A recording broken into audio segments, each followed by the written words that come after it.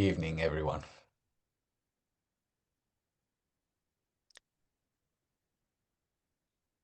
I hope you are all sitting comfortably, because now you can close your eyes for 10 seconds. Breathe in deeply and just relax. Feel the air going in and coming out. Now the next breath that you're going to take, you can feel that it's going to be your last. Take a full breath. Keep your eyes closed and let the air out. And you can start opening your eyes.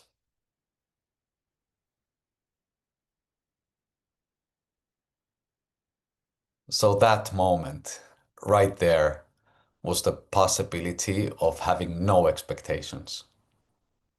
And yet everything happened perfectly as it was supposed to. So that's the masterclass. That's the entire masterclass for tonight. Thank you. It was pleasure. No, of course I'm gonna talk more. Today or tonight, this evening, we have the premises number 11, have no expectations. Because when you expect something from the future, desires arise that are come from the fear of love. And that's basically uh, the good formation to set yourself into an entrapment, to guarantee that the misery will be in the future in your life. Before I start talking more, I will talk a lot. I can present myself. Lovely that Iris presented me, and thank you so much for your kind words. It's been a beautiful ride with you, and I really, really miss you, dear. It's been too long since we have met. So we were in Eindhoven, we were in Barcelona, in Marbella, all over the place, in Germany a few times. And the reason why I love it so much is it's a beautiful reminder for me of the path that or the journey that I have been embarking on for the last decade, almost 10 years now. And I wanted to share my happiness with you guys at first. Iris is one part of my happiness, but I never ever thought that I would be this happy every single day of my life. I never imagined I would be so happy to wake up in the morning, to be grateful for waking up, experiencing a new day, having another day in my life, and how beautiful my life has been when I decided to follow my heart. But now the introduction that Iris gave and me being here with you guys, I think that's quite enough for now. That's my happiness that I wanted to share with you guys. I'm also very happy that you are here with me. So what I want to focus, what we are talking about this evening is having no expectations. But before we start getting into that, I wanted to have a couple of things to have as a reference. So the fundamental pillars, the the way that the human mind works, are based on knowledge. They're based on ideas and beliefs. And with those, we interpret the world. We are living our lives and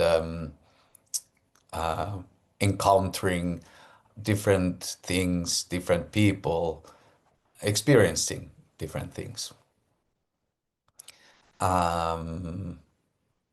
What I wanted to also share was a quote from Osho, and I'm just gonna read it so that I'm not gonna misquote him. So the expectations is the root of all misery. Whenever there is expectation, frustration follows like a shadow. Expectations are the misery of the future.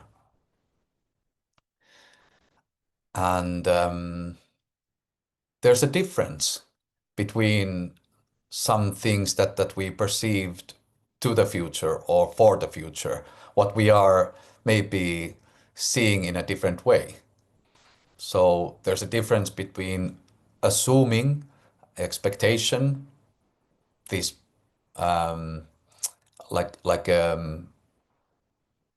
difference in those. Then there's a different thing called manifestation, which I think all of you guys know the word. And there's a word called intention. All of those are somehow reflected towards the future. But the difference in that is that assumption, assuming it doesn't have so much ground on like underneath it. It doesn't have so much evidence or experience. It's just like a made up thing that we do. We assume things to happen in the way that I want them. We assume that somebody is behaving in the same way as me or in a appropriate ways. Expectations, they have more evidence. They have preconceived ideas. They have different maybe agreements, even if it's not verbal, and they have a bit more ground that they are standing on. And then we have the manifestation, which is in my view, it's an expectation that's covered up with the beautiful ideas. It's like the way that the spiritual ego, the the the way that I'm seeing my own spirituality takes over, and then I'm saying that it's manifestation, even though I'm just expecting or trying to control my life in some ways. And then there's the intention part.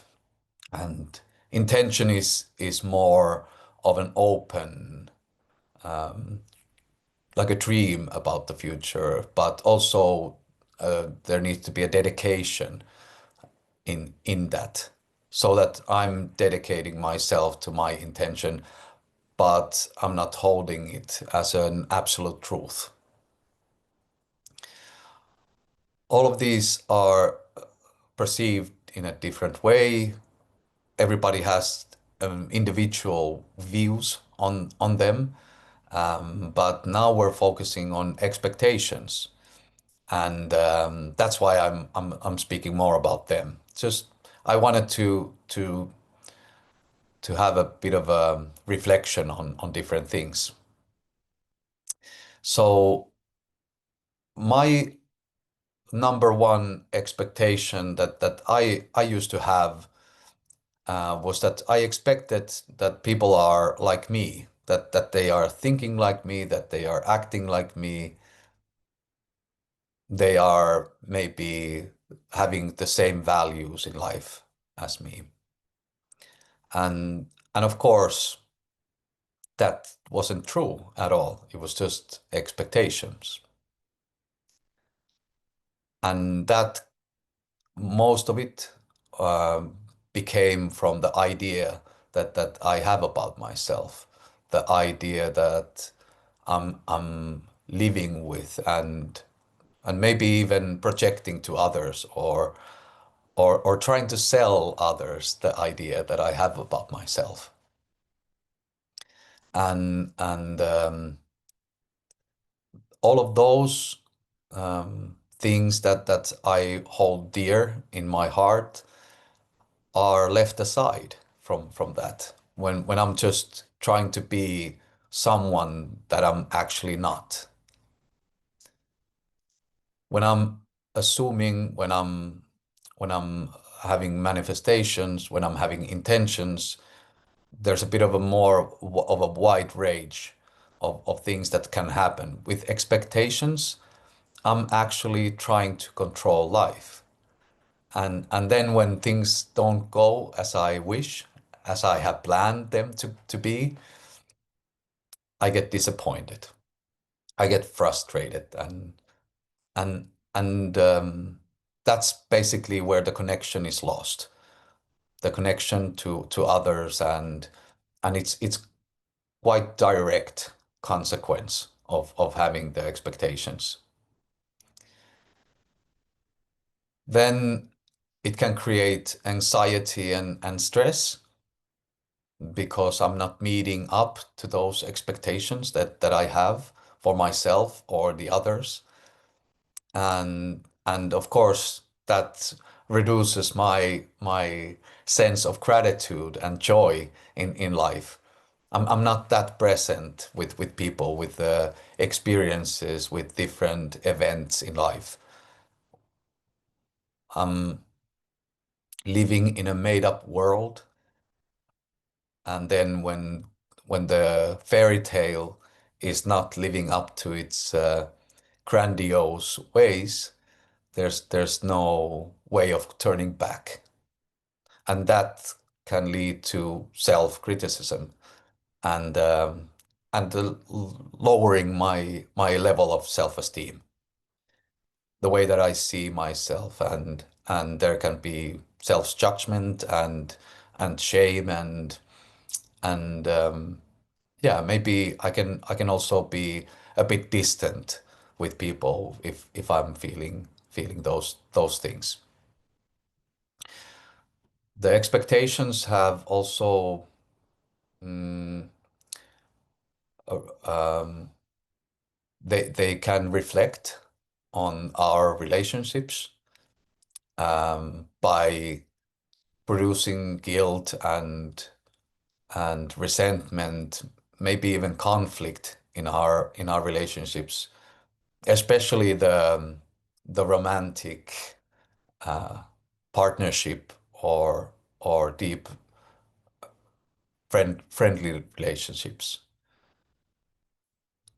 Those are the things that happen in the everyday life when when some things are not going as planned, or I'm I'm thinking that I should be loved like this, or the other one should be like this or do certain things.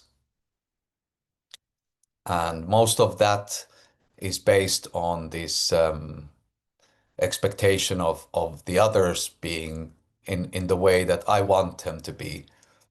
It can also lead to anger and creating conflicts and distance.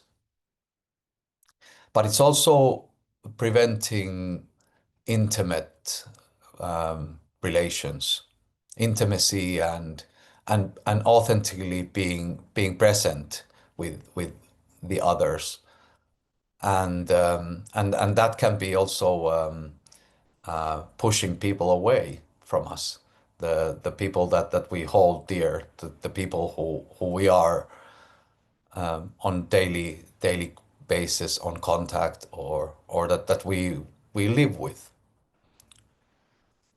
So there can be also the the faulty assumptions that there's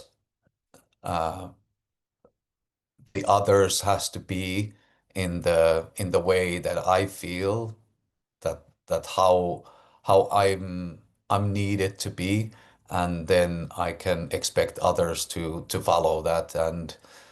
And usually people cannot read your mind, or they cannot necessarily see where you are going, or how am I feeling in my life at that moment. Um, but I'm expecting others to know that somehow. And of course, there might be that I'm not communicating them, or there's a miscommunication, or that can lead to misunderstandings, of course. What expectations also do is that they are hindering the growth, the evolution, and maybe even some successes in our lives, some happy moments, uh, some connections with others, and expecting something always leads to risk of rejection. And with the rejections, we are creating these unrealistic expectations like perfectionism or such. And when they are not met fully, when they are not when I'm not satisfied with those things, then I can see how it can prevent me of doing anything. So that's the last line of defense. That's like the biggest weapon that the mind has is to procrastinate. That's the final way of controlling life. When everything else has been tried and failed at, then when I'm procrastinating, that's the last line of defense. It can also, these expectations can lead me to have like pursuing in a different way that I'm feeling, expecting me to be in a certain way, like in a work environment. I should look like this, I should work like this, I should be doing this and that, and maybe discarding my own values at the same time. What do I really want to do, and how to really see what is the goal, what am I striving for? Because all of these going towards the wrong things, from expecting things to go like that, can lead me very empty in the end, just doing the things that I don't like to do, doing the things that there's no passion with, and also being dissatisfied of the way that I've been working, or the way that I have been perceived. The the thing that all of these expectations also cause is very rigid approach on the future, on life in general. And then there's no natural flow when I have already decided how things are gonna be, how things are gonna go with the expectations. So it's this concept of self-fulfilling prophecy that we're making with the expectations, that I'm somehow seeing how I could control life into being the life that I want to live, but at the same time I'm creating all the possible things that it's just the opposite what I truly want. These are just a few things that I wanted to mention, and these are the things that I have been observing in my life. The way that I was disappointed when my plans didn't go to action, or how I planned the future to be. Somehow we are taught doing these 5-year cycles, like to have the 5-year plan and what to achieve and what to acquire and how to live your life.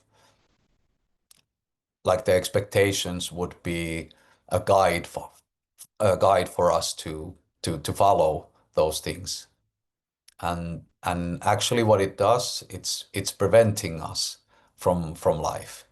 It's creating a wall between me and my real life. So it's not the life that I want to live. It's not the life that I want to really create for myself. It's just the opposite. It's based on this Osho's view on tomorrow's misery. So with the expectations, I'm self-creating the misery for myself. And that brings us to the thing where most of the expectations are coming from. And that's also a fundamental thing on how to prevent myself from expecting things. And that's also one thing that I'm very passionate about. So that's the moment of now, living in the precisely this moment.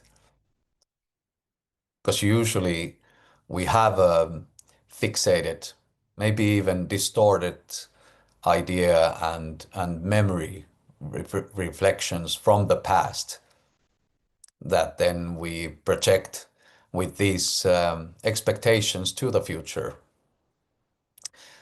skipping over this moment and in that way it's not possible for us to be present because the past didn't actually happen the way that I remember it. The mind has already colored it in a different way. It has been distorted in many different things.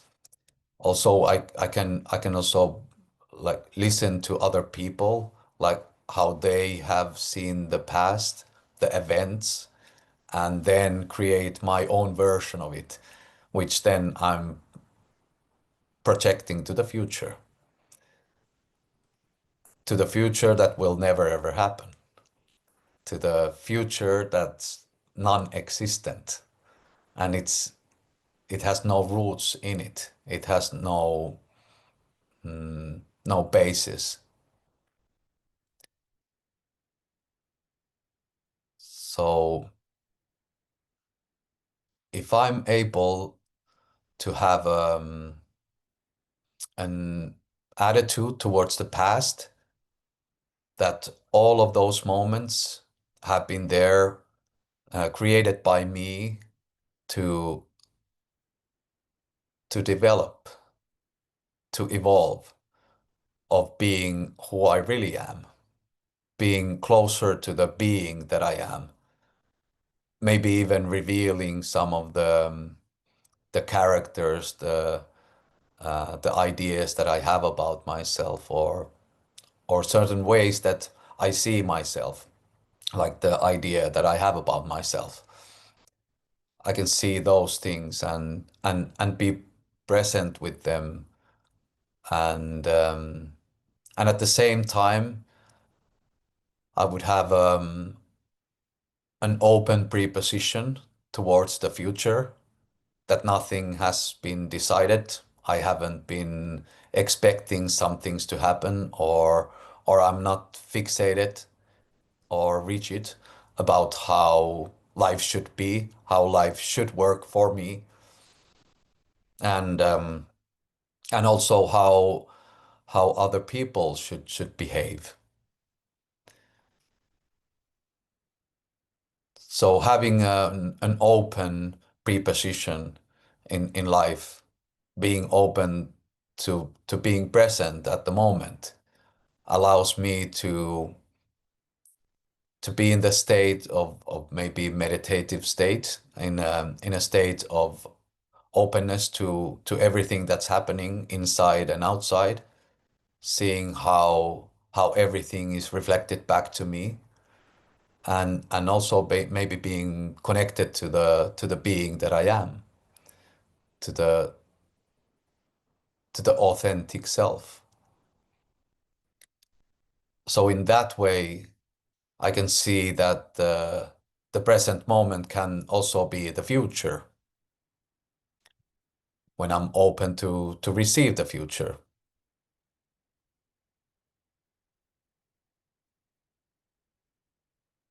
So that every single moment that I have been living has been perfect,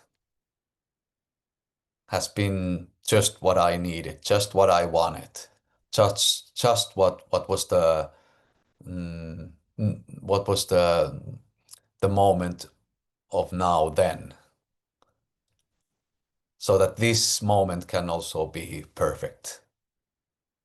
And then I don't have to decide anything for the future. I can allow the future to come and create it with an openness, with my heart, maybe with a smile too. It's somehow based on the trust that I'm trusting, so that I'm okay with everything that life has to offer me. And I'd love to share one thing from the Mayan traditions, how the Mayans saw time, and how they saw the present moment, and what they were teaching to their children. And for the Mayans, the time was like a breath, that it didn't pass, the time didn't pass.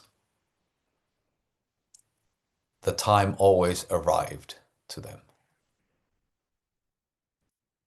So there was no rush anywhere.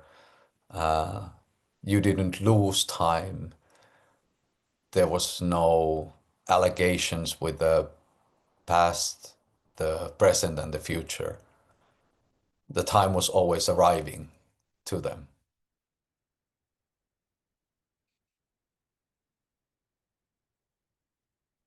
In those moments when I'm able to be present with myself, when I'm able to be more of me than some idea that I have about myself, or trying to recreate the past over and over again,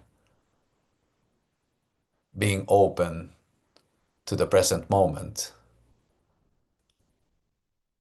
In those moments, I have observed in my life, and of course I have observed in others too, that the consciousness is setting traps for me, for us. How present I can be. If I'm meditating, of course the neighbor will start blowing leaves at the same time. If if I'm walking in the forest, of course it's gonna start raining, or something like that is gonna happen. And those traps are exactly like triggers in our everyday life. Triggers that come as gifts from life. They come and show us the things that I might not be aware of. How am I reacting? What's my reflection? And and maybe also, is there a possibility for me to respond, or just breathe? Just be and breathe. And all of those traps can be in a numerous different ways, of course. They can be with the persons, with situations, the nature, animals, whatever. And and in those moments, I can realize how beautifully life is orchestrating to me, how life is happening to me as a present, that I'm able to receive life like the Mayans to receive time. It's arriving to me, and I don't have to decide if it's good or bad. I can just be, I can just live and live with it. So there's these four agreements that I'm sure some of you have heard, that every person that comes into our lives are the right persons, even the ones that we don't like that much. Like maybe especially those those people that we don't like that much. What we have seen in the retreat is that how how people are somehow distancing themselves from the people that they are most connected with. And there's numerous different exercises that we can do with this practice. How every single person that I meet can show or reflect the things that I'm currently observing in myself. The second agreement is that everything that happened just the way that it should, and actually the only way that it could happen. So the perfection of everything that has happened, it's gonna release so much energy to other things when I don't have to think that what if. I used to do that a lot. What if things have played differently? And that's a huge amount of energy that's going wasted into something like that. Then the third one is that whenever I'm standing on the threshold of something new, whenever I'm opening myself to new ways, new energies, new views, that's the right moment to start. When something is starting, it's the right moment to start. Of course, we can do a lot of zigzags and procrastinations and yada yada yada, but that agreement is very close to my heart, because I have the thirst for new things, new experiences, new ways. And then, of course, the fourth agreement is the opposite from this. So when something is truly over, it's over. That's it. There's no turning back. There's no going back. Of course, we can try and we can do another tryout or give it another go. But in most cases, most things, when things are over, when something is truly over, it's over, done with. And when I'm able to be in these agreements with myself, when I'm able to be present with myself, when there's consciousness somehow that I can guide myself or create my life, I can start letting go of things like expectations. I can start letting go of the ideas and and those things that I'm able to, or I dare, or I'm brave enough to let go of. Those things are bringing another kind of energy, Usually the things that we are letting go of are stagnant, are repetition, or they're not based on anything more than the expectations that we are somehow trying to control life. And it's quite simple. There's in at least in one view, there's only three major things that we can let go of. And those three are somehow including everything to let go of in inside of them. They are withholding this energy of release already that they are inhabiting.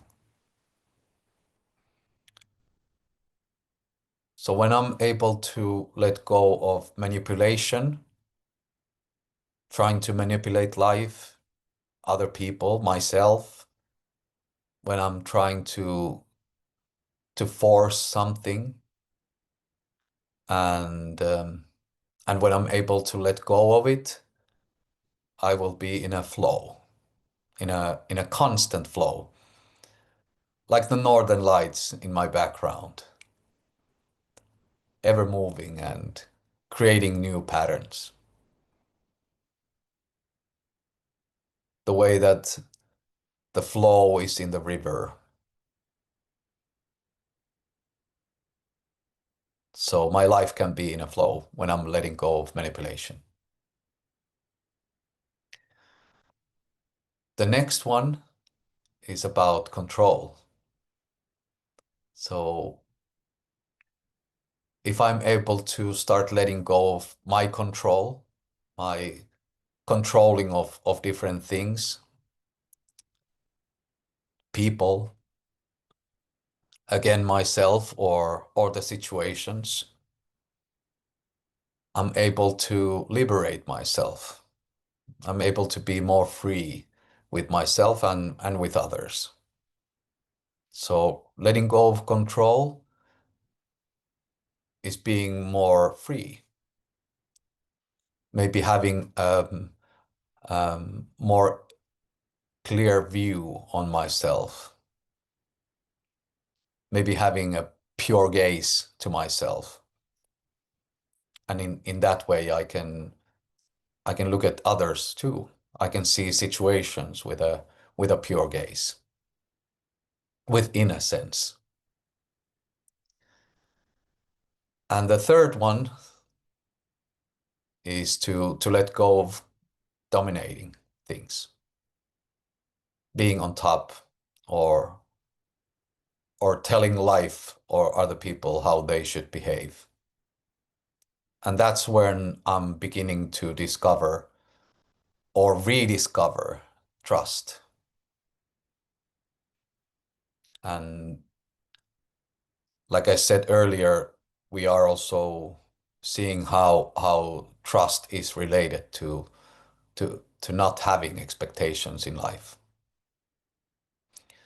So the process that I've been now describing a bit with the four agreements and the three things to let go, somehow it's revolving around this identification process. How I'm disidentifying myself from the events of life, from the past, from my ideas, from certain ways that I see myself and how I go through life in those situations. The disidentification process is of course um, everybody's own timeline, so that there's no statuated or guaranteed ways that it's gonna happen.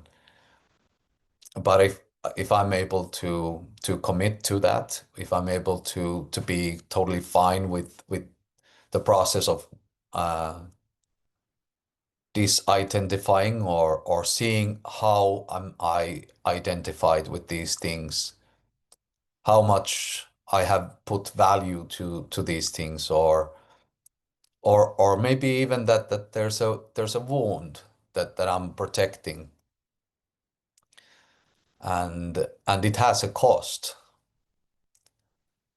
So then I can see how I'm able to let go of different things as well. Not only the things that I mentioned earlier, but to start letting go of more things, and being even more available for my life to happen through me, for the universe to breathe through me.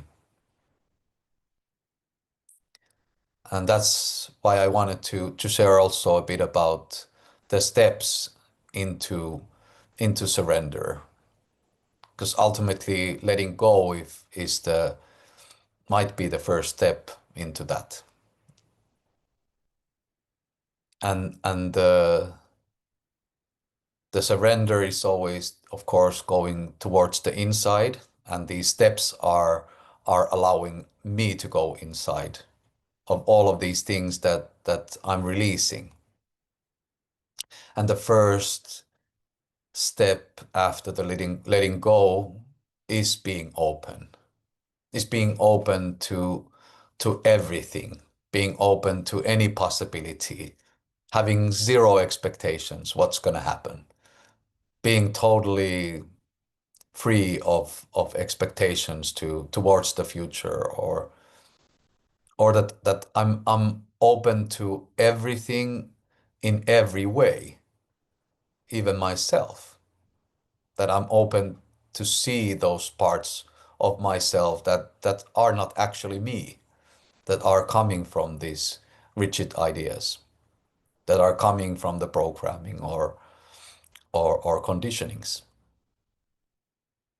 And the second step, when I'm when I'm totally open, when I'm able to be open to myself and the others, I can see that the second step is all about receiving.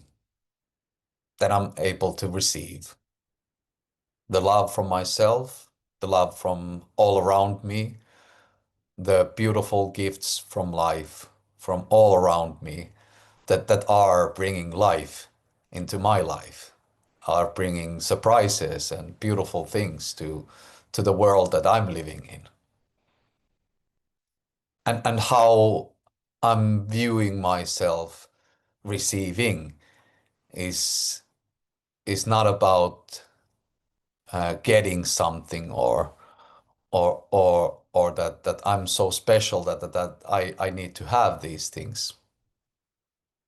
It's more that I'm open to receive from myself.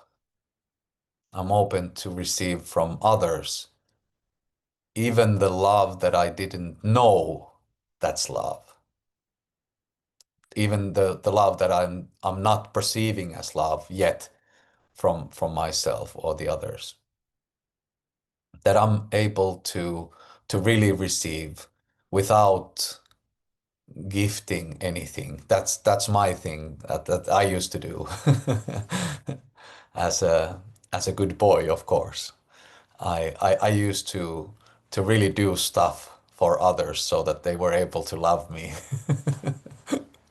And of course it doesn't lead to anything else than me being frustrated or being resentful when I'm not receiving the love that I really deserved. I can be also in a way of receiving the every heartbeat that I have, every day that I live, being grateful for everything. And then the third step, and it's so funny because it's not a guarantee. It's it's not written in any contracts, and it's not like these are the steps. Juha told me that there's the steps, and then I reached them, and then fuck, nothing happened. The third step is the possibility to surrender. there's a possibility for me to surrender to life, to myself, to others, to surrender to the existence.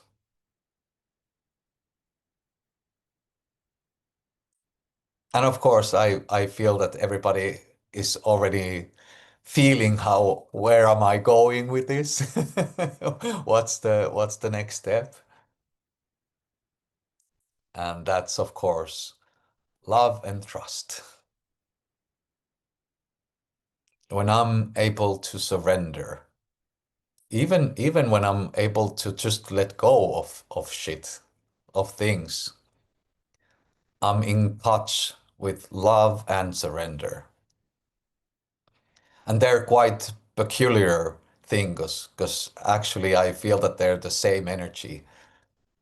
To trust is to love and to love is to trust. So I can start going towards um, being in love all the time. I'm migrating towards myself. I'm migrating towards how love is all around me. Because the trust is traveling inwards. And when the trust is traveling inwards, it's forming and transforming into love. When I have the trust and it's I am living in trust, I am trust, it's transmuting to love. And of course, all of you know that we are born with unconditional love. So there's no way of not being in touch with unconditional love. I was born here with it. I have it all the time. I have it now and I will have it in the future too. There's no question about it. So I can be love, and then the trust travels outwards. So love is traveling outwards and transforming into trust. So I can trust life. I can I can truly trust to be the student or the disciple of life. That life is teaching me. And that of course can be the way to drop the mistrust. Many of us have the mistrust from our childhood when our being was not recognized. It wasn't flourishing.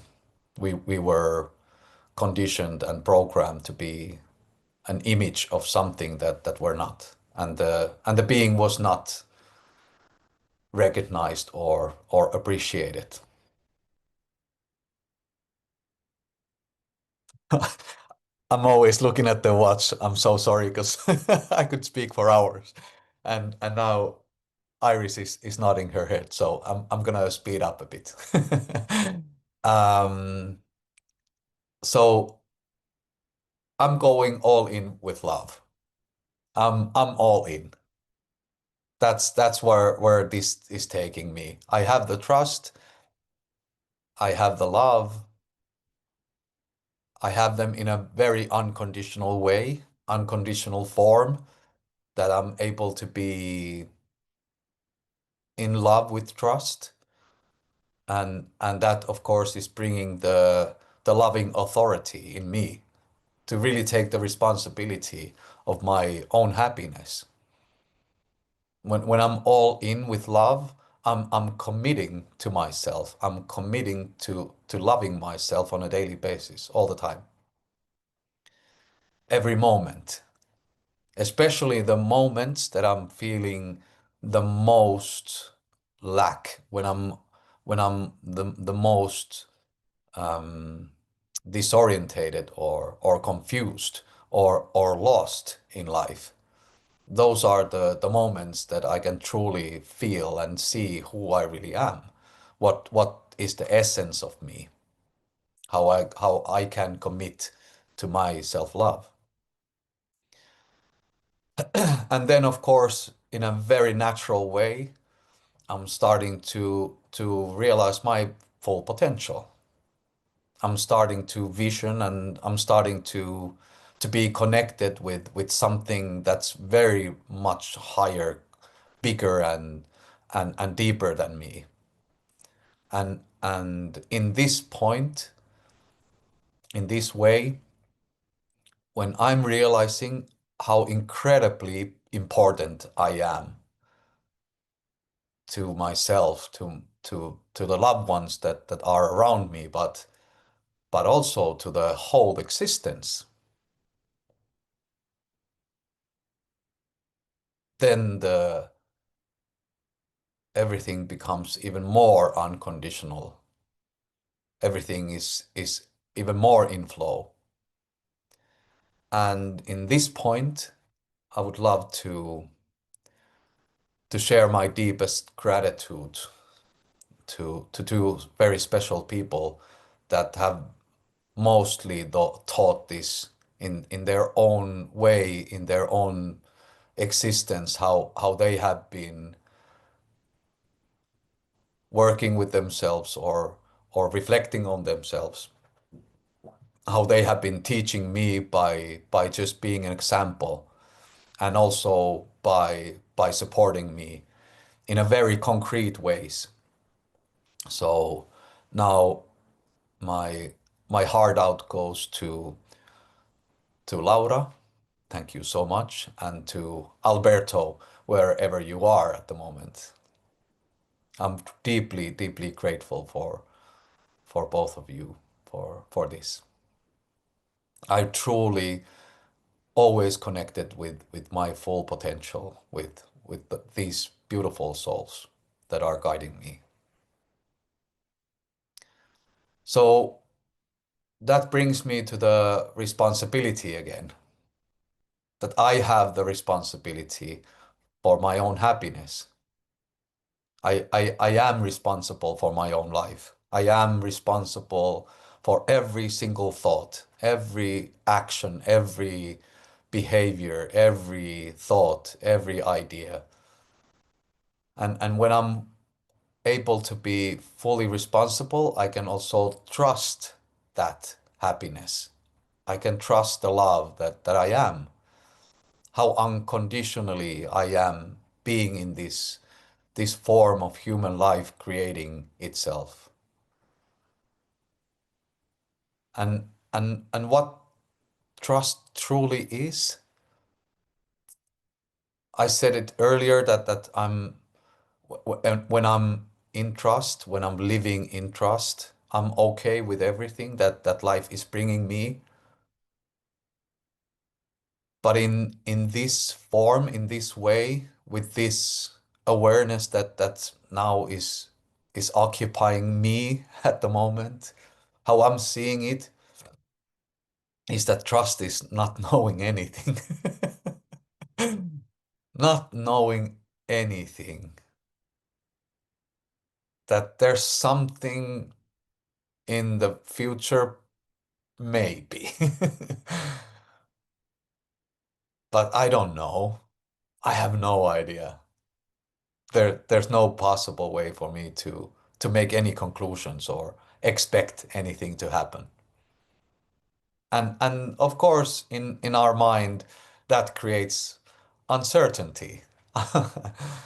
I'm unsure. I don't know what's gonna happen. I'm very uncertain and I can be also trapped in that, be anxious and see how am I trapping myself into that, trapping the soul into a cage, trapping my self-expression to silence or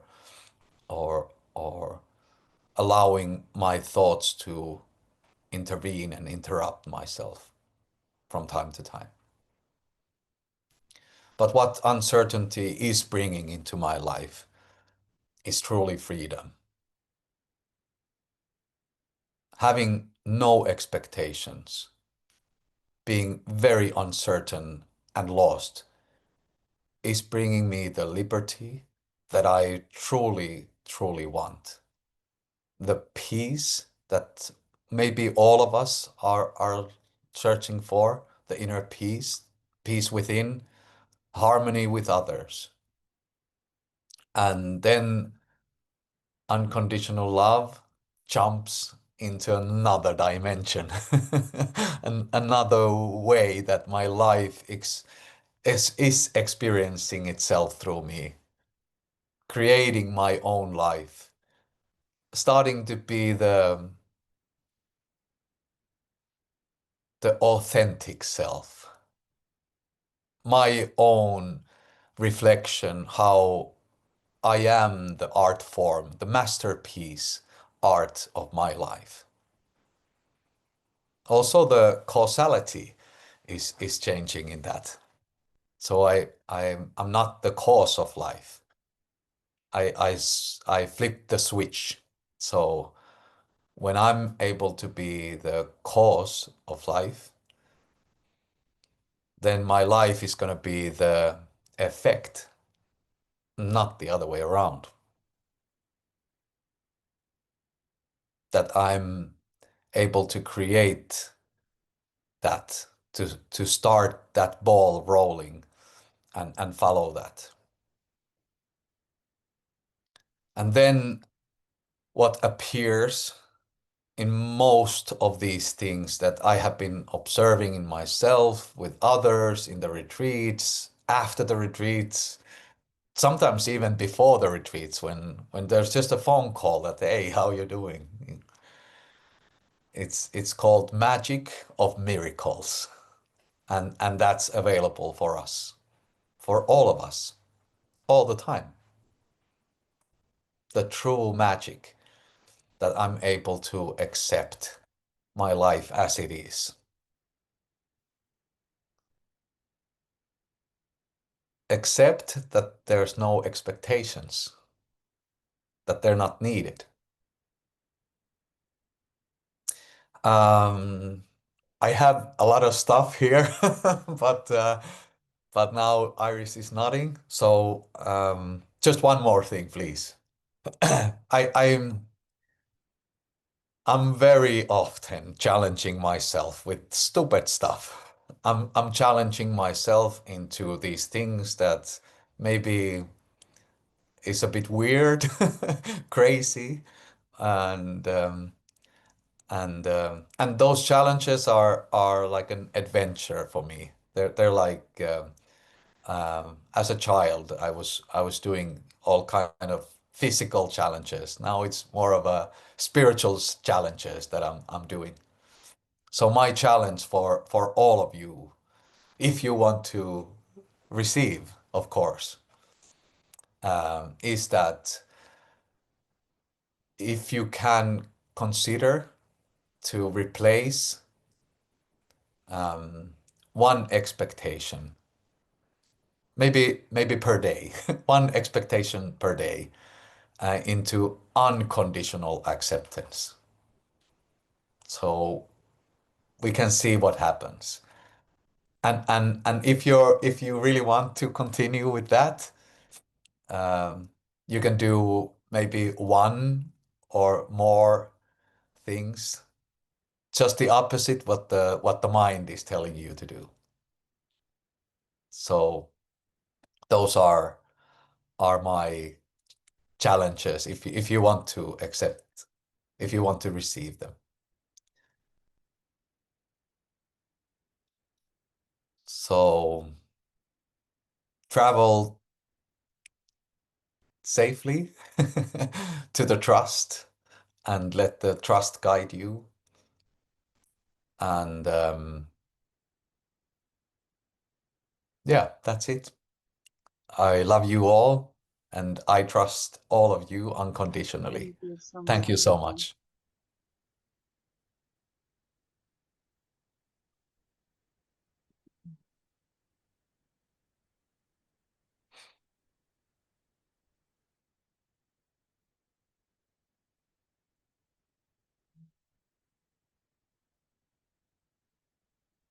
Wow, look at all the hearts.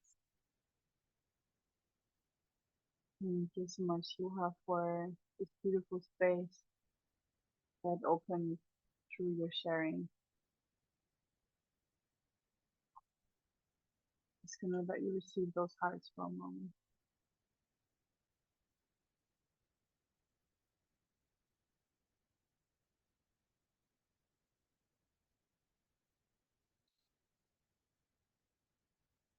There is a possibility to have some questions. In this moment, you have two possibilities of asking questions. Either you can raise your hand, and this, for those who do not know how to do that, on the bottom of the room there's a possibility of reacting, and then there's the option of raising a hand. You can do that, and then you can speak. Or if you do not want to speak, you can also drop your message, your question in the chat, and I'm going to read it. Let me just see who has raised their hand here. Yes, we have a few people raising their hands, and the first one is Laura. Laura, I'm going to ask you to unmute, and you have to accept it on your screen. Hi. Yes. May I talk? You can hear me? Yes, we hear you. Hello, Laura. Sorry. Hello. I try to speak in English. I just want to say thank you because seeing him, seeing you, you make me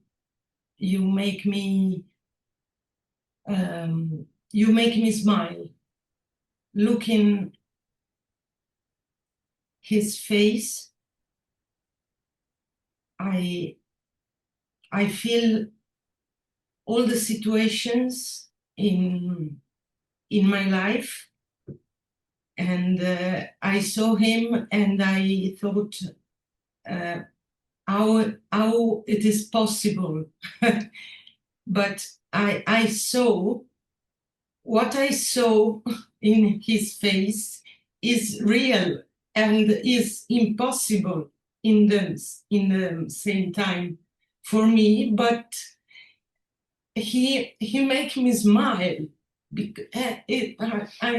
can't explain what I feel. I'm really thank you.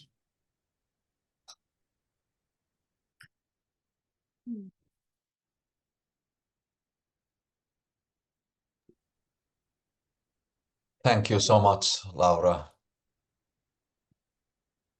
I truly feel it in my heart what you said, what you expressed. And now I'm smiling even more. You make me smile back. So it's like a reflection. It's like one of my bad jokes. I laugh at them by myself, and then I'm so happy that others are laughing sometimes too. I would like to add something to this, Laura, because you mentioned that it is not possible, and at the same time it's happening. And I want to just open the possibility here that for you to recognize that because it is possible for you, it is also possible for you.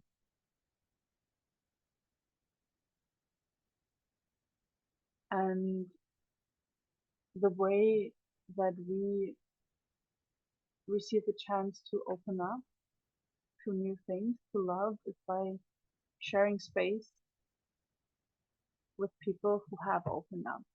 And through being in a space in this moment with Juha, it becomes possible for you. It is already happening in this moment. Thank you, Laura, for receiving.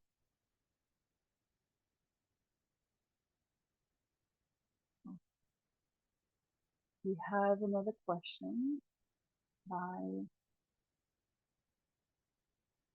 Tatiana, Eva, William, Peter, I'm not sure who it is, but I'm going to ask you to just open your microphone. You have to, yes, there you are. Hello, it's me, William, who wants Hello. to say. And yes, we all have been here and listening. And I want to say thank you, Juha. We met you just the other day, and so lovely that you share your appearance. You look so vital and so youthful and alive in your new haircut. And thank you for sharing your wisdom. And you were talking about the flow with the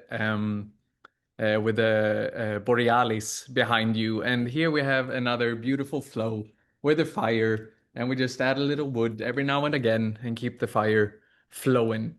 And I feel just like you were letting the flow continue by you sharing the insights that came to you, and you were just in full surrender and trust while you were in the talk to share exactly what was meant to be shared in every second. And all of us were in the trust of just receiving what was to be received and what aligns with every one of us in the moment. Thank you for taking your time to share your amazing wisdom that I know has been gathered through life, through you experiencing life. I see it as Lord of the Rings, where you have not just received the ring out of nothing, you're actually Gandalf who have walked the way. So thank you.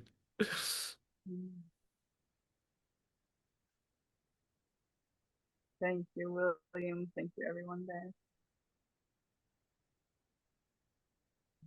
We have next one up, Romolo.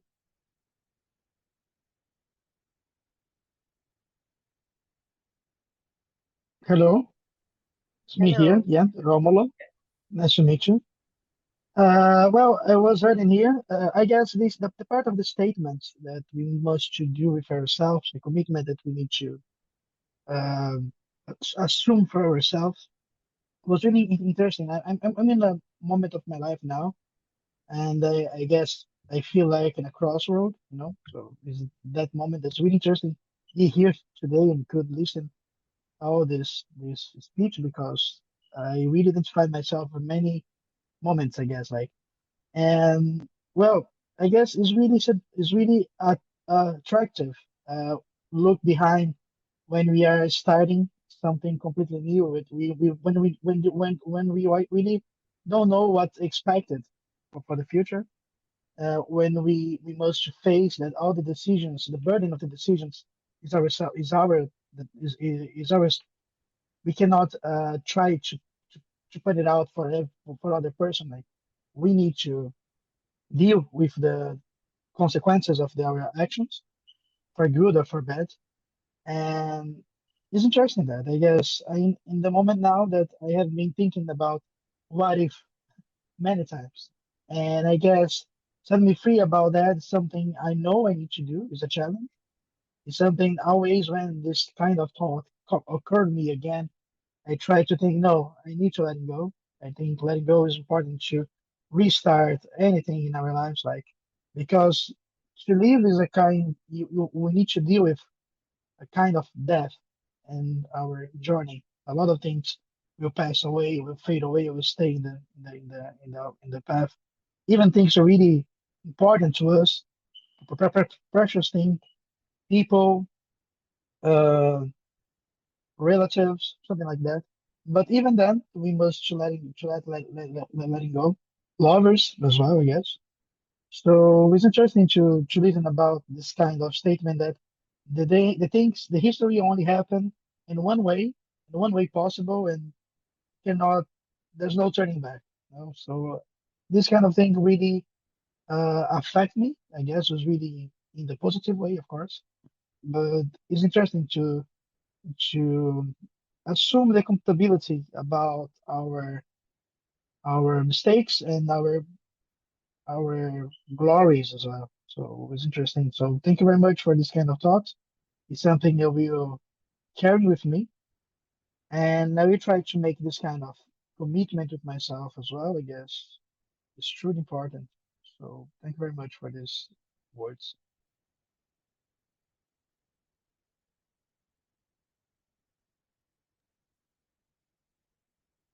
Thank you, Romulo.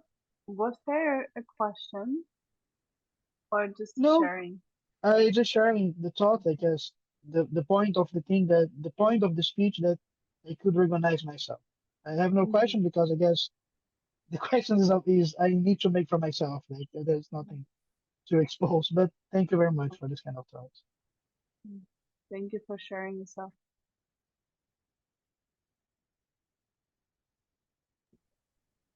I can share one question that is coming from that. Please. It's so beautiful that you shared, Remolo. My question every day, even many times a day, is when the mind is figuring out something or planning out stuff, when I'm expecting something, I'm asking myself, is this real? Is this the truth? And 99.8% of the time, it's definitely not. It's something jargon, something else. So thank you for this beautiful reminder. That was actually one part that was in the in the mix, what I'm speaking about. So thank you, Romolo.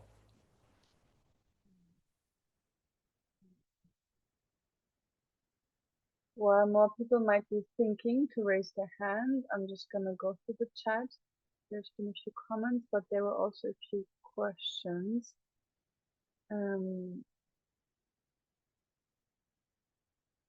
Somebody was mentioning about the fact that the second agreement is hard. You mentioned the 4 agreements, and then Sifo mentioned that the second agreement was hard, and the hard thing appears to be the knowledge of all the potential pasts that did not happen. I wonder if you would like to comment on this, Juha. What do you recognize in this? Yes, um, that has been very hard for me as well. And and somehow we are brought up in this society where there's an assumption or expectation that there has been a mistake, that something has gone wrong, that there's something that was not aligned with the truth. And and how I see it, how I've been viewing it is in a different way nowadays. Of course, I was in the same loop as I was explaining earlier, that there's these things that I'm regretting or I'm feeling guilty or ashamed about. And and all of that changed when I really started to look how things are, how things truly, honestly are at this moment, how my life is at this moment exactly, to be like brutally honest to myself. What happened, and it happened for a reason for me to sit here being so happy that I could share this evening with you guys. So all of those things that happened for a reason, and they were perfect as they were.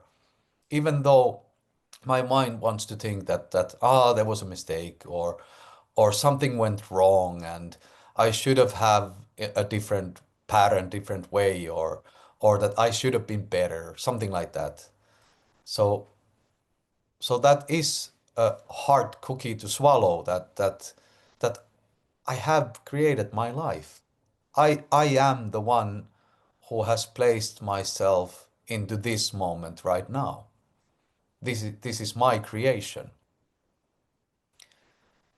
But also it's a wonderful revelation that there has never been any mistakes. Human beings are incapable of making mistakes.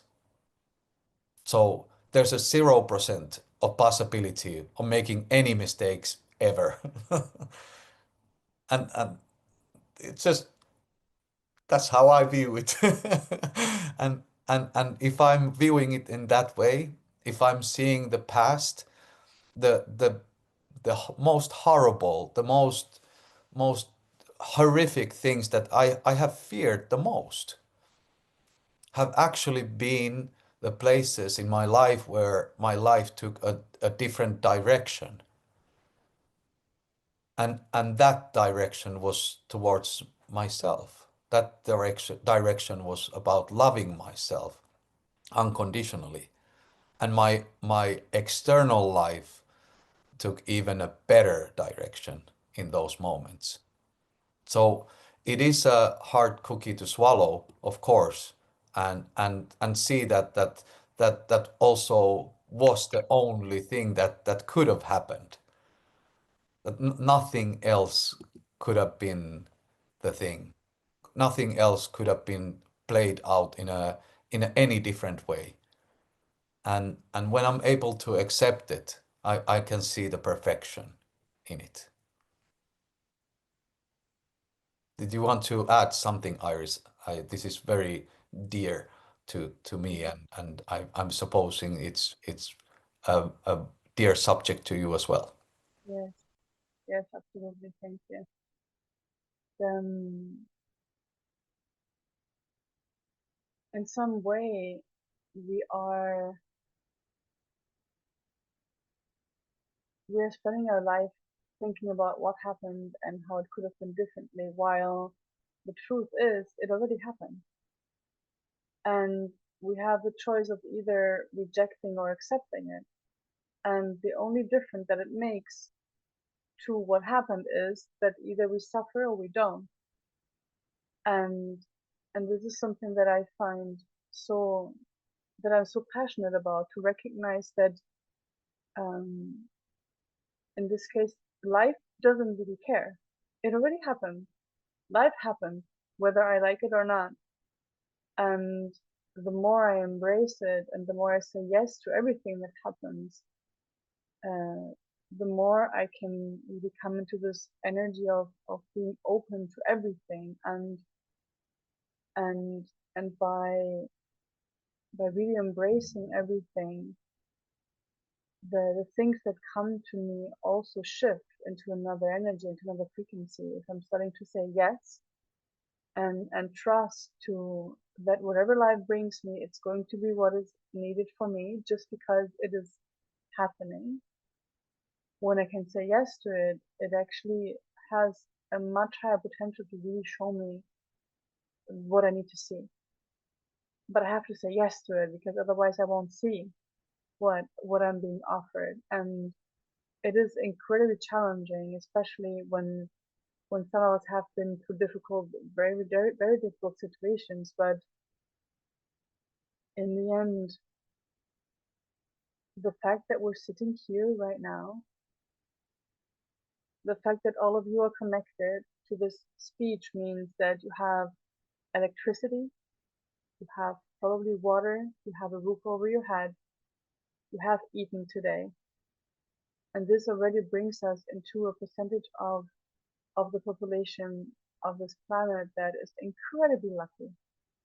And if we can connect to that and really receive everything that we have with the gratitude from that energy, everything else receive will be received and rise up in the end. And so it's a journey. It's been a journey for me, and it still sometimes is a journey. And life is showing me in every time new ways the possibility of seeing, have you truly surrendered? Are you really able to receive everything? And the deeper it goes and the more challenging it gets, the more beautiful it gets as well.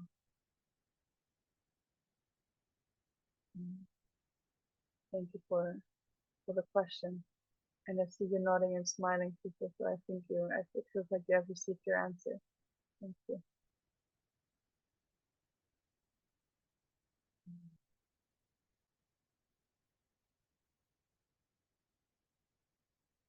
We have a comment from Danny G.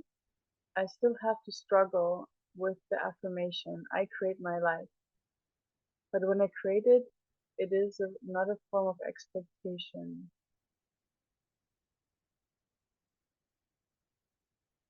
I don't understand this question. Do you have? I was just about to ask, could you read it again? Danny, if you could, would you be willing to unmute yourself? I'm gonna find you. I'm gonna invite you, and if you explain yourself, it would be lovely. Yes. Hi. So yeah, it was a thought of mine. Um, so if I create or if I start to create my life in the moment when I start to make something, it is not also a form from I don't know from expectation because I make the action and then I already have a I don't know an expectation to be something. It's like I'm taking a piece of wood and I want to create something, so I have the expectation to become that thing. So the question was if I create, it is not also a form of expectation.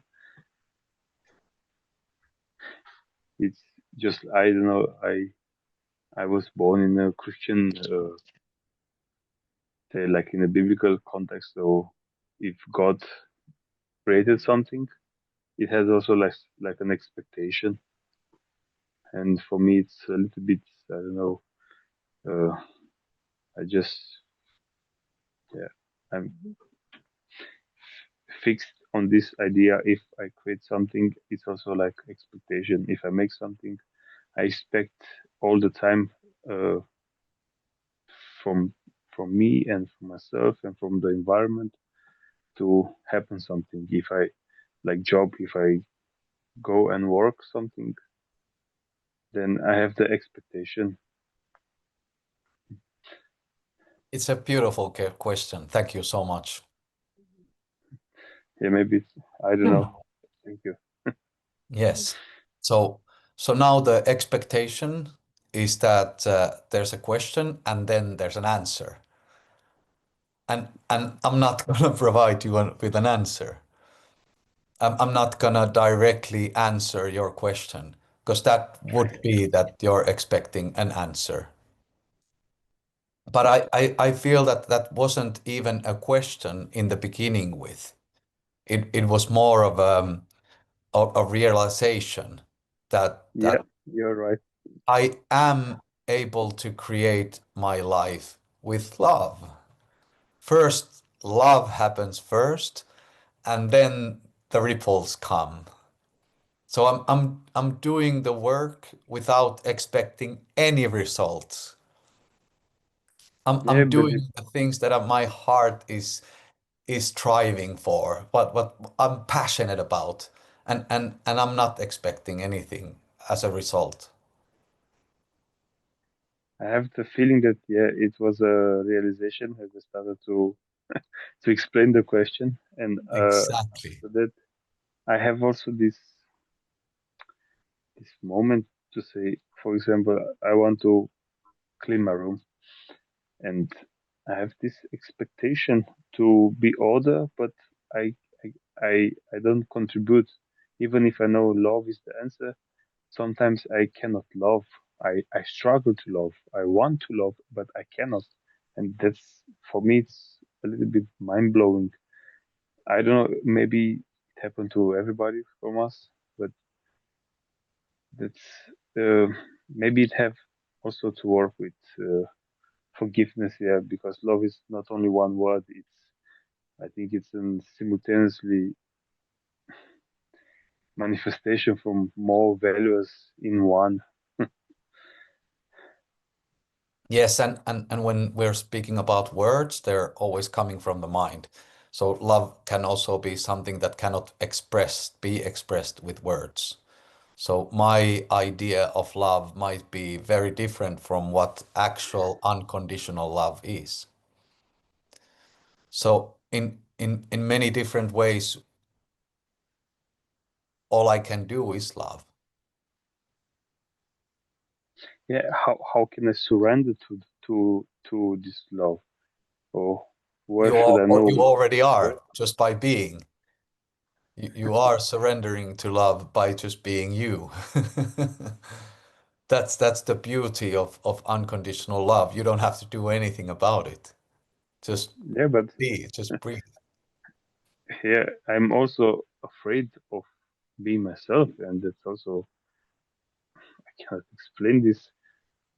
And sometimes I oscillate between should I be me, should I not be like Shakespeare, to be or not to be. Yes, yes. I didn't learn this in my first retreat. I didn't I wasn't like this when after my first retreat. I I have been focusing on myself for 15 years, being in the spiritual journey with myself. And then I got a beautiful surprise of life and I went to my first retreat. I followed my heart and Yeah, it is a surprise. and and then magic just happens. But it happened before that as well.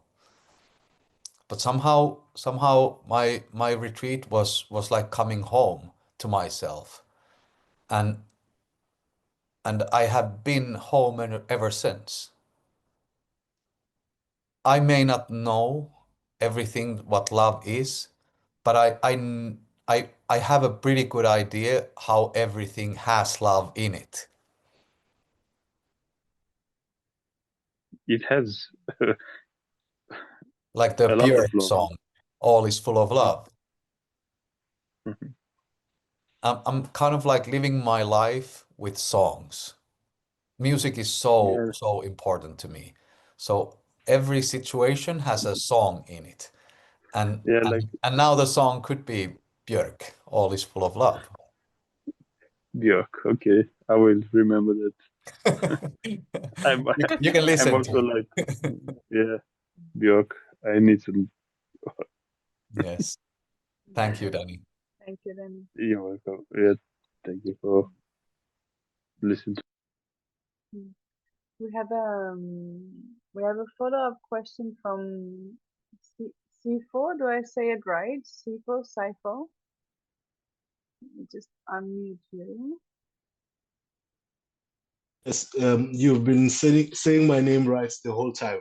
Okay, Yeah, thank beautiful. you. Actually, it's not so much a new question, but I think it's in line with Danny's question. Okay, for me, it was about you are in control, right? So on one part, and then on the other part, letting go, you know. So how do you integrate the two concepts which to me seem in conflict? Because to be in control means that everything that happens is part of your desire. And then to let go and, let life be seems to be giving up in a sense, like giving up control. Mhm. Beautiful. Thank you so much for the question. So the way that I was expressing myself might have been a bit implementing that I would be somehow in control of my life. And how I see it, how I view it, is that I don't have any control in my life. In anything actually.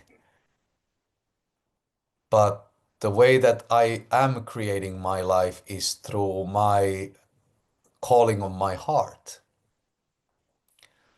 The way that my heart is guiding me or life is guiding me. And and truly my message when I was sharing earlier is let go also from the control of controlling myself in a spiritual way, that I have guidelines on my spiritual growth or evolution, that I'm liberated in many different ways. So the way that I see it, the way that I've been living my life, in this case, what I feel that your question is about is that my practicality is my spirituality, and my spirituality is my practicality. So I'm down to earth, but I'm still connected. I don't have any control of my life, and all I can do is follow my heart. So that there's in the mind always needs to know. It always wants to know before. It always wants to create the same loop over and over again. It's like the classical quote from Einstein.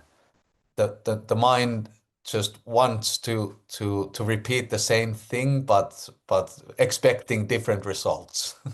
Mhm. Insanity. Yes, but Insanity. Yeah, I didn't yeah, want to say the insanity or stupidity. yeah, of course, yeah, I said the mind. yeah. Yeah, I I don't think. I don't I don't think that anybody is stupid. We're just so ignorant. Because Mhm, if there's 5 different ways that the mind can try to control the outcome somehow, or the to reach some goals, all of those are based in fear. Fear of love, fear of trust, fear of fully being responsible for my own happiness. So when there's, yeah, let's say that there's 5 different options that you can choose from. And then they go down to 2, that there's only 2 possible, yes and no. And with those 2, I can somehow deflect that now this is a more spiritual answer when I'm saying yes, or this is very practical answer when I'm saying no. But when I can say no with love, and I can say yes with some sort of surrendering into that yes, commitment to that yes, mhm, then mhm. there's no choices. There's not even 2 choices. There's only one thing that I can do because it comes from my heart. It's So giving up control and actually recognizing that you're in control are in the same spectrum then. It's just a different perspective of viewing the same thing, if I'm hearing correct. seeing myself in the mirror. Thank you. Beautiful. Thank you.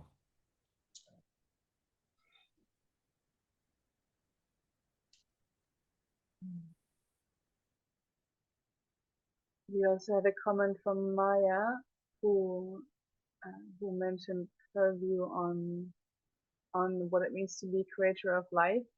And while I was reading her comment, we basically said the same thing. To not have expectation means to me not to attach to outcome and keeping the door open for mystery. And in that way, what I wanted to add to what Danny had mentioned before, to recognize that we are already creating our life constantly in every moment, and by recognizing that, we can start to be more conscious in what we're creating by taking the choices, like Juha just mentioned, by recognizing that the only choice that there really is to live from the heart or not. And then when we are not in the heart, we have many choices, many possibilities. We can have so many options, but the more we tune into our hearts, the less options there are, and then there really is just one path, and that path is different for everyone. and then we can see whether or not, like, from which place we are creating our life's path, in the heart or from the mind.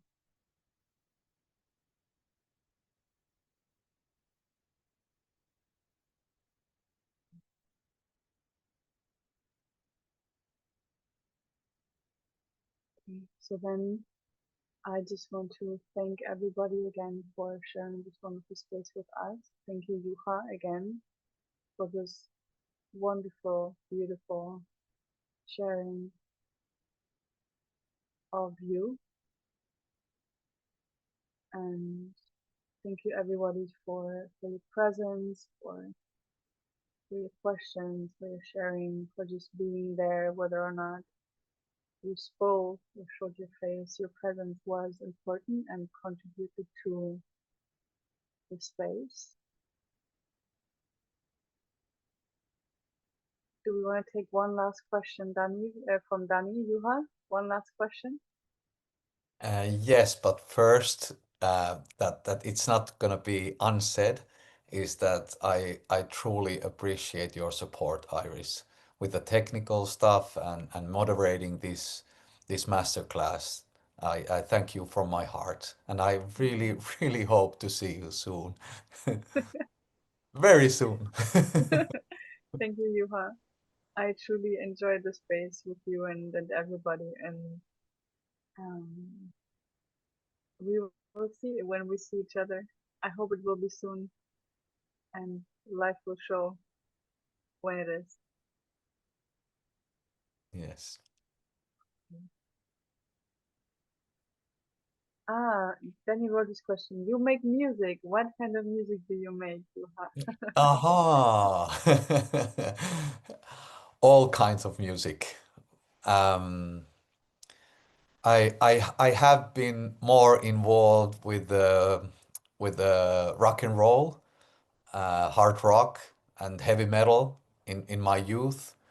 But now the scale has been broadened quite a lot. So I have been writing songs ever since I was a teenager, and now they're getting to be a bit more conscious. Don't get me wrong, heavy metal and rock and roll can also be very conscious, as every music, every part of music, the vibration, the frequency, anything goes. But in my life, I love to have variety. I love to have different things, different views, different frequencies, different instruments, and I love to discover new music. I love to discover new things that sometimes I don't like at all. And sometimes I just go and I get obsessed with it. Iris knows. I'm playing the same song over and over again on a repeat. So Yes. so all kind of music. I love every bit, every part of music. Thank you so much, Danny. So then, Juha, while you spoke about the music, it reminded me of how wonderfully amazing you sing in the night sessions when you are sharing the medicine at night. So if any of these wonderful people would like to see you in a retreat, which would be the next possibility for them to find you somewhere? Yes. So we have a wonderful, magical retreat coming in north part of Finland, in Lapland. And we still have a few places, maybe three, four, left there. So you can join there if you want to. And then I'm gonna be here in Stockholm for another retreat, and and then in Helsinki in Finland, just before the Christmas. So there you can experience live music. Mm-hmm. Beautiful. Thank you.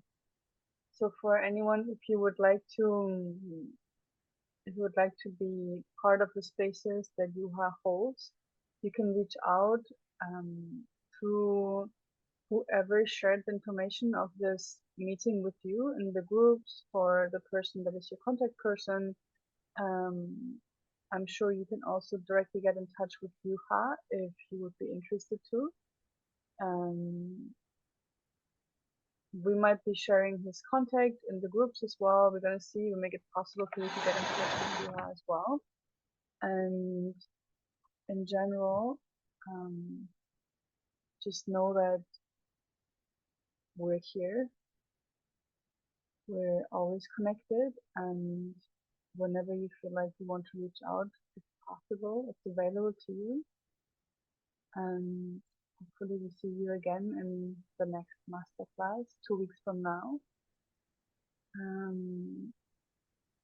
Romulo is asking about the retreat in Finland. Wonderful. We also actually have a retreat in Ireland, by the way, Romulo.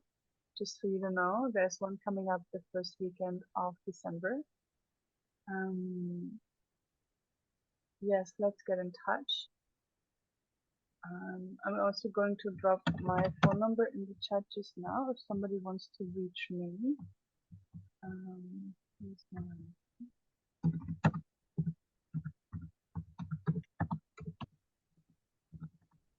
So if somebody wants to reach out to me, and from me you can find Juha, you can find anyone, and of course you can also go to Finland, Romulo. What a wonderful idea. I'm sure you have a great time with Juha in Finland. Beautiful. Thank you again, everybody. Thank you, Juha. Much love and blessings to you as well. Much love from me. And be loved.